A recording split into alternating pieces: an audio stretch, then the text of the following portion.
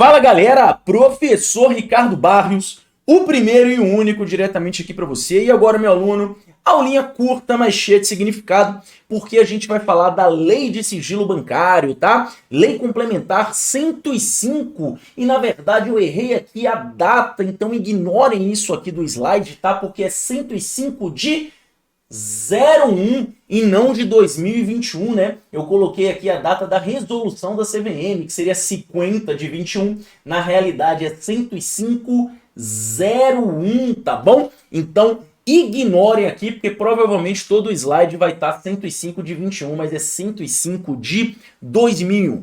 Pessoal, vamos fazer uma aula simples e rápida. Sigilo bancário só pode ser quebrado pelo Poder Judiciário. Pronto, acabou, tchau, vamos finalizar. Gente, por mais que pareça bobo, essa é a razão da aula. Quando você vai fazer uma prova bancária, é muito importante que você saiba uma regra fundamental. Não é uma prova de direito. E isso é algo que eu venho combatendo há bastante tempo na área bancária.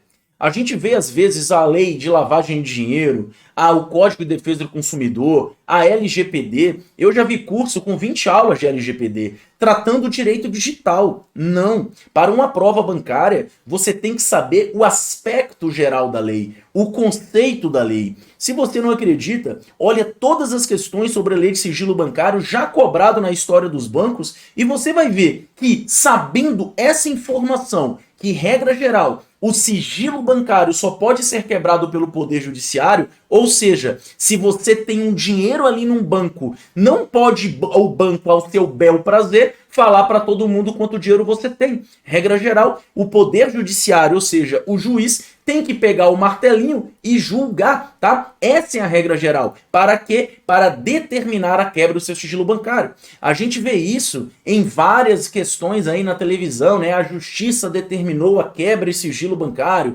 foi pedido a quebra de sigilo bancário, o Ministério Público encaminhou o pedido da quebra do sigilo bancário de tal pessoa que está envolvida com corrupção. A gente vê muito isso no nosso dia a dia. Então, saiba essa informação. Que, regra geral, quem pode quebrar o sigilo bancário seria a justiça. Por que eu falo regra geral? Porque, de uma maneira mais expansiva, o Poder Legislativo, na sua atribuição constitucional de controle externo, ou seja, Câmara dos Deputados e Senado Federal, especialmente comissões parlamentares de inquérito, CPI, também podem solicitar informações, digamos, sigilosas aí, né, das instituições financeiras, Banco Central e CVM. Agora, você realmente acredita em que uma prova bancária vai querer que você saiba o conceito de CPI, vai querer que você saiba o conceito de ordem tributária? Faça todas as questões de sigilo bancário que já apareceram, que inclusive estão disponibilizadas, que você vai ver o seguinte: usando essa única frase que eu falei, você matou a aula. Mas vamos então fazer essa aula de uma maneira resumida, rápida. Lembrando, é uma lei muito curta, então tudo que está na lei está aqui sem tirar nem pôr. Então beleza, vamos que vamos e vamos lá. Show, show, show. As instituições financeiras conservarão sigilo em operações ativas e passivas e serviços prestados. Pessoal, você não precisa saber o que é contabilidade, tá? Mas uma operação ativa seria uma operação, por exemplo, aí de empréstimo, né? Então você está fazendo algo ali, o banco está agindo. Em operação passiva seria um depósito, o banco está recebendo, tá? Isso é uma questão mais contábil. E serviços, né? Como, por exemplo, quando o banco vende um seguro, vende uma capitalização. Primeiramente, aqui a gente não tem erro. Gente, o que é instituição financeira? Quais são as instituições financeiras? Galera, banco. Então, simplesmente a lei vai começar a listar quais são as instituições financeiras. Bancos de qualquer espécie, banco múltiplo comercial de investimento e desenvolvimento, bancos cooperativos, distribuidoras de valores mobiliários padrão, corretoras de câmbio, sociedade de crédito imobiliário, administradoras de cartão de crédito, sociedade de arrendamento mercantil, para quem não sabe, isso aqui é leasing, tá? O arrendamento mercantil, administradoras de mercado balcão, cooperativas de crédito, associação de poupança, bolsas de valores, entidades de liquidação e compensação, a gente vê muito isso lá no sistema de pagamento brasileiro, como por exemplo a Selic, a CETIP, e outras sociedades que sejam assim consideradas pelo Conselho Monetário Nacional.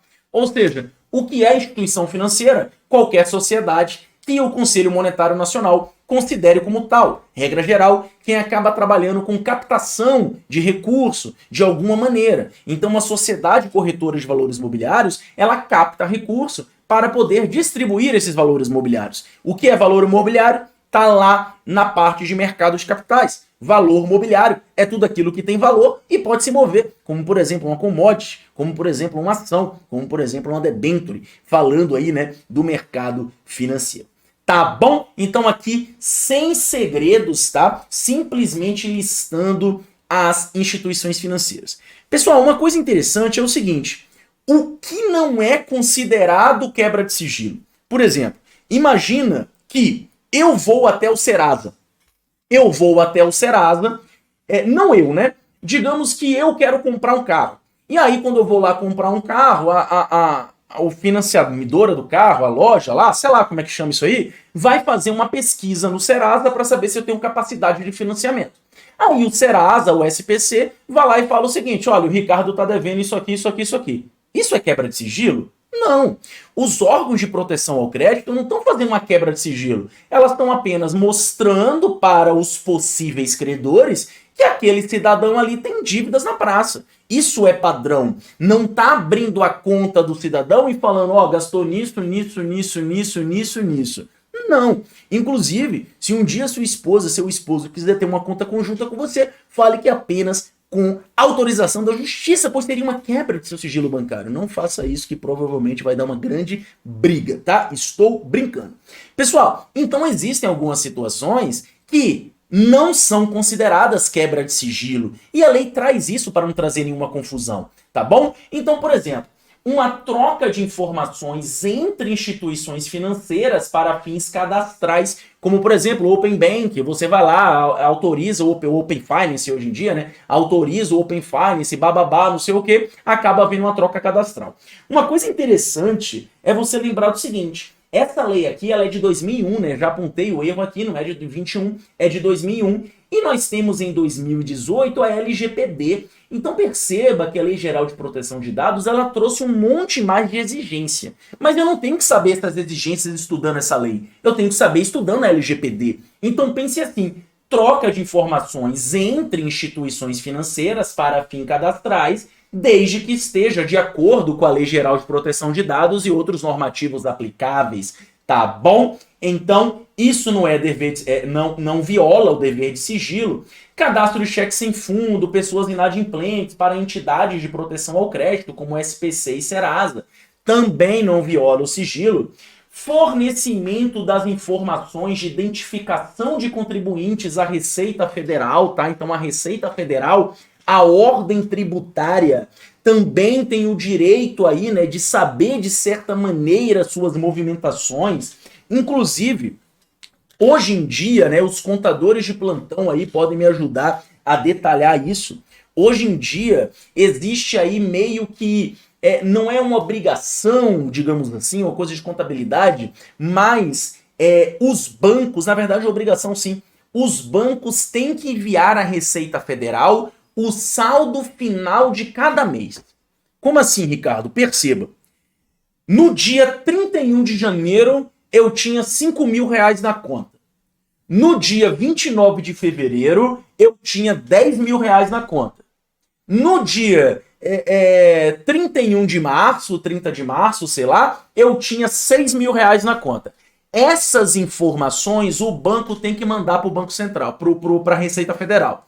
Isso é quebra de sigilo? Não. Não está falando todas as suas operações. Você tinha 5 mil, pode ter recebido 100, depositado 70, transferido não sei o que, gastado não sei o que e ter sobrado 5 mil de novo. O que os bancos precisam enviar para a Receita são esses saldos aqui finais de cada mês. Então a Receita Federal ela não vai poder determinar o seu sigilo bancário, a quebra, apesar de poder ter as informações no limites da lei para cumprir as suas funções tributárias, tá bom? E, obviamente, você tem o seguinte, comunicação, às autoridades competentes das práticas de ilícitos penais ou administrativos. Então perceba, nenhum sigilo, via de regra, ele vai poder sobressair um crime. Então se você tem ali um crime comprovado tudo certinho, aí a instituição financeira vai falar, não, isso aqui, para poder lidar com esse ilícito, poder combater esse ilícito, eu vou manter o sigilo? Não. Você, por exemplo, comunicar uma situação suspeita de lavagem de dinheiro não é uma quebra de sigilo, tá bom? A quebra de sigilo é, vamos botar em termos práticos, é como se o investigador tivesse direito ao seu extrato. Pega seu extrato bancário inteirinho, vê tudo que você fez. Isso aí seria a quebra de sigilo. Tá bom? Tranquilo? Outra coisa é óbvio, né? Se for com consentimento dos interessados expresso por escrito ou por outro meio que seja válido, como por exemplo assinatura eletrônica, coisa do tipo, tá? Aí você não é quebra de sigilo porque houve consentimento expresso e fornecimento de dados financeiros para fazer o seu histórico de crédito. Isso aqui se tem relação com cadastro positivo, né? Desde 2018, 2019, mais ou menos, tem essa parada aí de cadastro positivo, que é o seu histórico de crédito, tá? Então é mais ou menos aí como se fosse um SPC ao contrário. Então, para que você possa formar esse histórico de crédito, as informações prestadas não são consideradas quebra de sigilo. Inclusive, eu falaria para você o seguinte: essa situação entrou na lei em 2019. Normalmente, examinador, ele gosta de cobrar coisa assim mais moderna. Então, assim, se você quer decorar alguma coisa disso aqui, leve essa parada de histórico de crédito e seja feliz. Perceba, pessoal, nenhuma dificuldade, né? É meio óbvio. É bom a gente dar uma lida, tudo mais, mas no fim das contas é meio óbvio, não é verdade? Então, vamos continuar. Beleza. Quebra de sigilo. Pessoal, a quebra de sigilo pode ser invocada para apuração de qualquer ilícito. Olha como você economiza o seu estudo de uma maneira efetiva. A lei, ela vai falar o seguinte: a quebra de sigilo, ela pode ser para apuração de qualquer ilícito e, especialmente, uma lista gigante. Aí você fica fritando naquela lista gigante ali para decorar. Meu Deus, tenho que decorar. Pessoal, é qualquer ilícito. Especialmente está apenas exemplificando. Gente, digamos que eu roubei um celular. Acharam um celular. É um ilícito eu roubar? É. Pode o juiz determinar a quebra de sigilo bancário por apurar esse ilícito? Pode. Tem serventia? Não necessariamente. Você roubou vários celulares e você não movimentava dinheiro. Então você vai ser preso, tudo bonitinho, mas não tem por que a justiça se movimentar para quebrar o seu sigilo bancário. Então perceba, qualquer ilícito, qualquer ilegalidade pode motivar a quebra do sigilo bancário pelo juiz. Mas é óbvio que essas situações vão ser utilizadas com preferência especialmente para crimes que envolvem transferências financeiras, como, por exemplo, terrorismo, tráfico de drogas, de arma e do que vier, contrabando, extorsão, né? Ou você deposita tal coisa na minha conta e eu conto para sua mulher que você tem 5 amantes. Imagina, meu irmão, o bagulho é sério. Crime contra o sistema financeiro nacional, contra a ordem tributária, contra a previdência, administração pública, lavagem de dinheiro, ocultação de bens e crime praticado por organização criminosa. Por que esses aqui são especialmente? Porque são os mais voltados para dinheiro. Exclui os outros? Não, porque a própria lei traz que é para apuração de qualquer ilícito.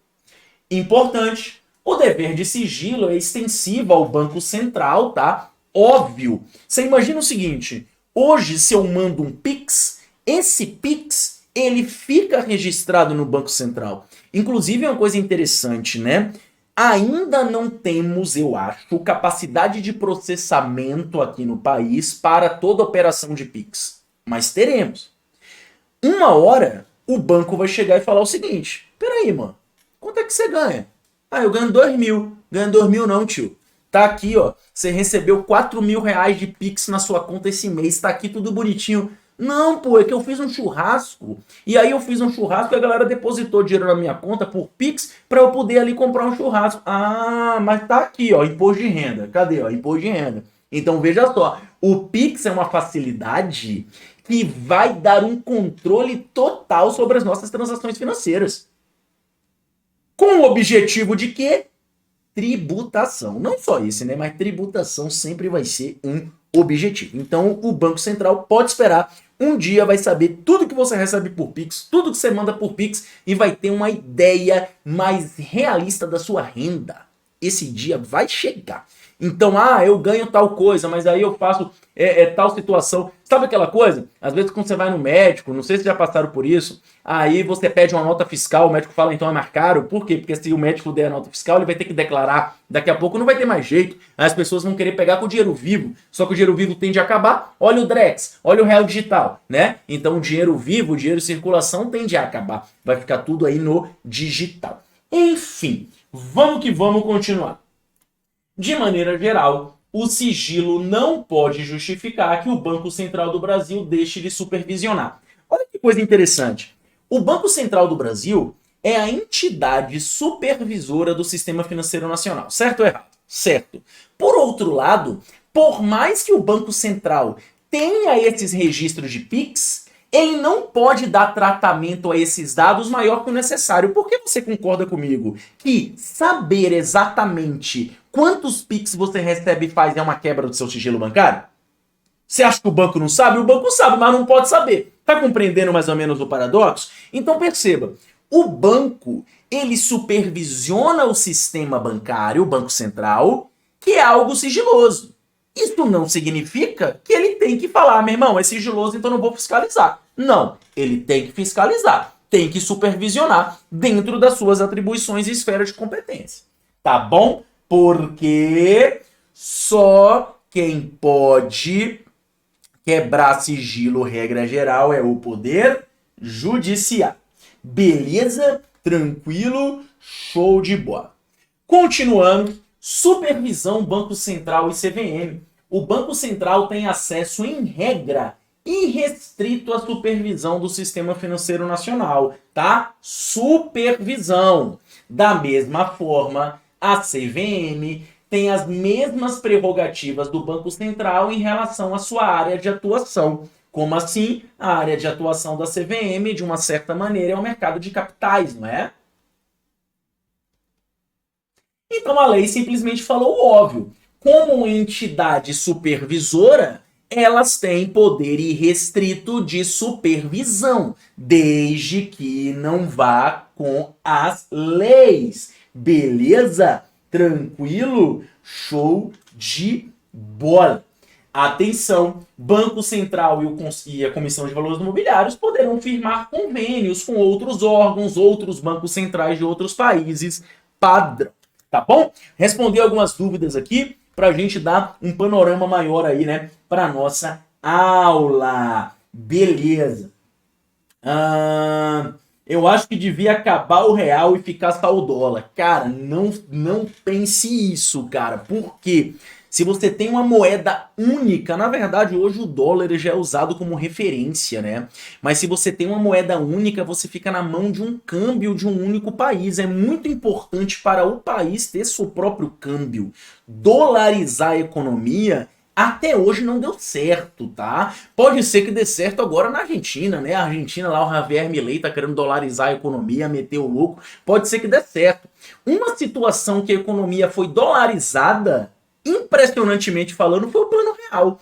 Os primeiros 3 meses de Plano Real foi feito um câmbio fixo que R$1 valia $1, né? Então, de certa maneira, o Plano Real dolarizou a economia por um curto período, tá bom? Agora, não se esqueça, você dolariza a economia, só que os salários aqui não mudam. Então, acaba o real e vira dólar, você começa a ganhar aí $300 de salário e os preços tudo em dólar. Aí lanhou, né? Então, não é assim que funciona.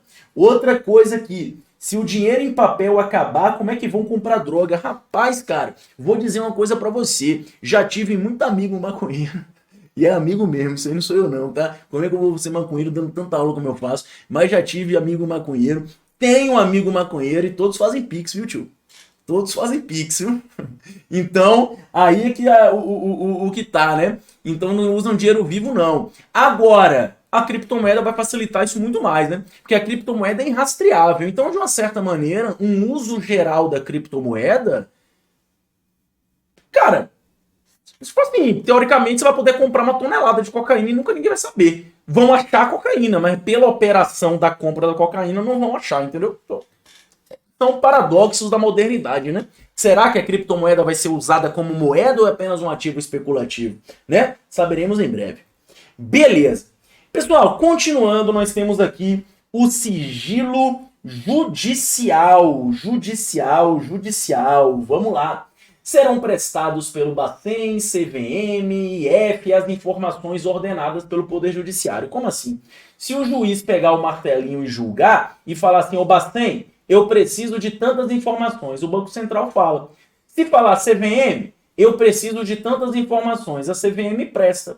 E se falar, sei lá, Itaú, que é uma instituição financeira, um banco múltiplo, eu preciso de tais informações, o Itaú manda. Simples assim. O Poder Judiciário ele vai determinar informações para apuração ali na sua área de competência e você não pode simplesmente falar, não, Poder Judiciário, não vou mandar as informações não, pau no teu. Você não pode falar essas coisas pro Poder Judiciário, né? Até pode, mas não deve, né? Meio que vai dar errado para você. Ou seja, o Poder Judiciário, ele não só tem o poder para quebra de sigilo, como também para pedir informações, se assim o achar necessário no curso de um processo.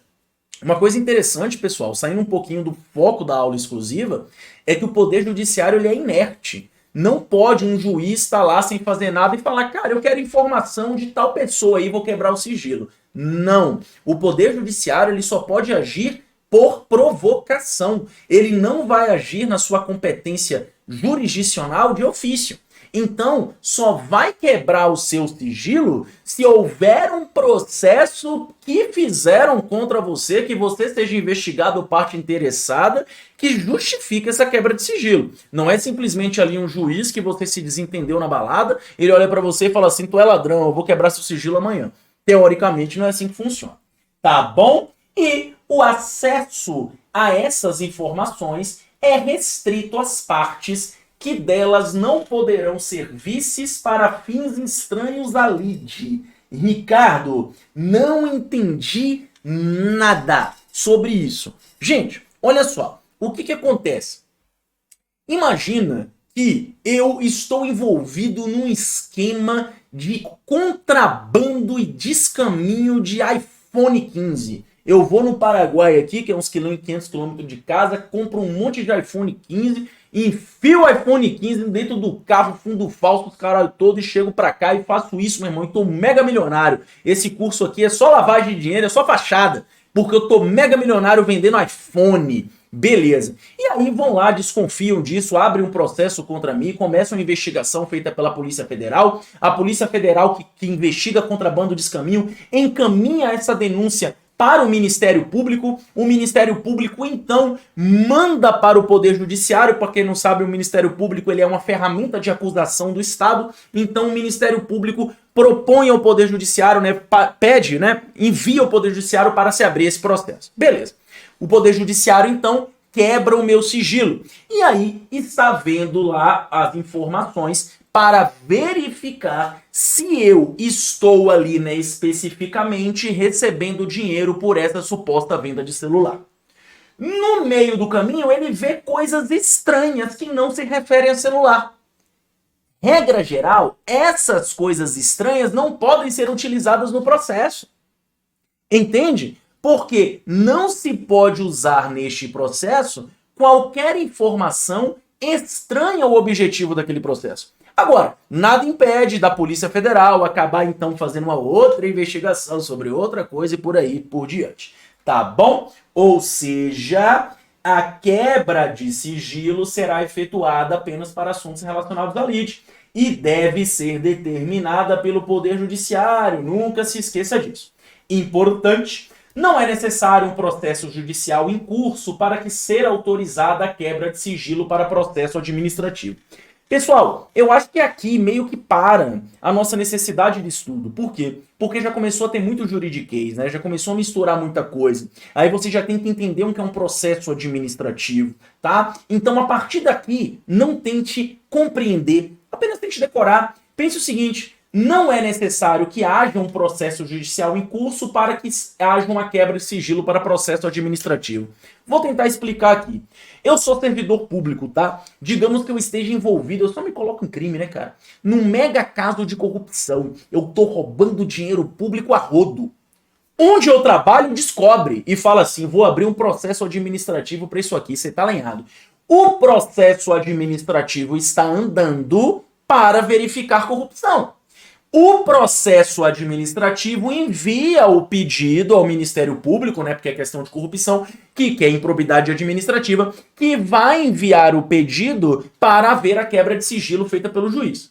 E aí eu vou meter o louco. Não tem processo judicial em curso, o juiz não pode determinar a quebra do meu sigilo. Negativo. O processo administrativo em curso, desde que seja enviado para quebra de sigilo pelo Poder Judiciário, pode acontecer assim. Não é necessário estar constituído um processo judicial.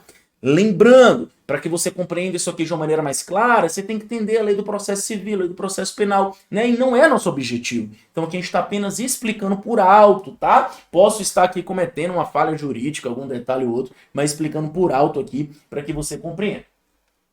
De maneira geral, já falei isso aqui para vocês, tá? O poder legislativo, para quem não sabe, né, poder legislativo federal seria aí Câmara e Senado, que juntos eles formam o todo-poderoso Congresso Nacional.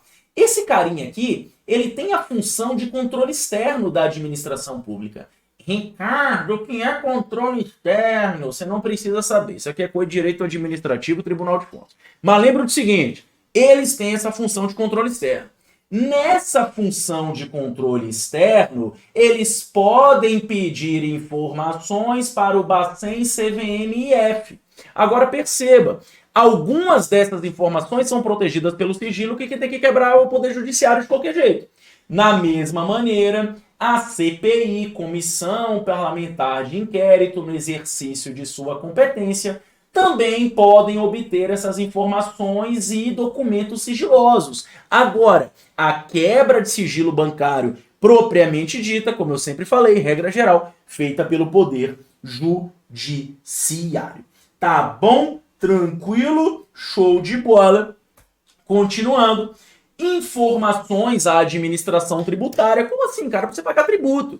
E aí, essa lei, ela é federal, tá? Lembrando, 105 de 01, tá? Botei 2 aqui por engano. É uma lei federal. Então, quando falar aqui de administração tributária, vai se referir à Receita Federal. Mas como ela é uma lei de abrangência nacional, então ela também vai se referir aí, né, a uma Secretaria da Fazenda Estadual, Secretaria da Fazenda Municipal, né, que é o ISS ali do município. Basicamente, os órgãos que a administração pública tem para conseguir cobrar o seu tributo, tá bom? Agora veja, uma das principais funções do Estado é cobrar tributo, não é verdade? Infelizmente, né? Uma das principais funções do Estado é cobrar tributo, né? Inclusive eu pago um monte de tributo. Olha só que bacana, eu pago cerca de 3 a 4 vezes o salário que eu recebo do serviço público em tributo aqui nessa empresa, ou seja, eu saio de graça, tá? Eu saio de graça. Chupa essa sistema, eu pago o meu próprio salário, eu posso falar isso, eu saio de graça e ainda contribuo um pouquinho para pagar os outros servidores. Beleza? Show de bola. Brincadeiras à parte, voltando aqui, então a administração tributária é isso, é tudo ali que a administração pública tem para cobrar o seu tributo. Obviamente, não tem por que a gente entrar no direito tributário, certo? E aqui vai falar uma coisinha que eu botei importante. Não se inclui entre as operações, as informações, as operações financeiras efetuadas pela própria administração. Como assim?